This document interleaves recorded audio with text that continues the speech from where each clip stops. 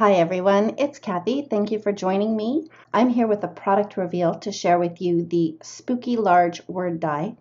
And it is a large word die. It measures a little bit more than 4¼ by 3¼ when I get a new die, particularly a word die, what I do is cut it out right away, mostly so I can have a piece that's stuck in my little envelope here. And then if I want to use the die, I have something that I can use as a guide while I'm working on a project. So this is what it looks like when it's cut out. And like I said, it's a good size die. This piece here is 4¼ by 5½. So it will fill up the front of a card quite nicely. And it works both in portrait as well as landscape. The other thing that I like to do is when there are pieces on a die that can be cut off, I'll trim them off. For this die cut, I actually cut off the bat and the little spider.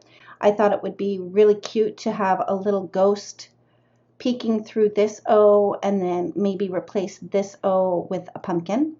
It's really fun ink blended with different color inks, and then I did die cut it a couple of times, and when I adhered it to the white cardstock, I offset it just a little bit for a nice white shadow, so it really stands out nicely on black cardstock. For more inspiration using this die, make sure you head on over to the Whimsy Stamps blog and follow us on Instagram, and we'd love to have you join us over on the Whimsy Stamps Inspiration Facebook group. Until next time, thanks so much for watching, and don't forget to hit that subscribe button and ring the bell so you're notified every time a new video is posted. Thanks again. We'll see you next time.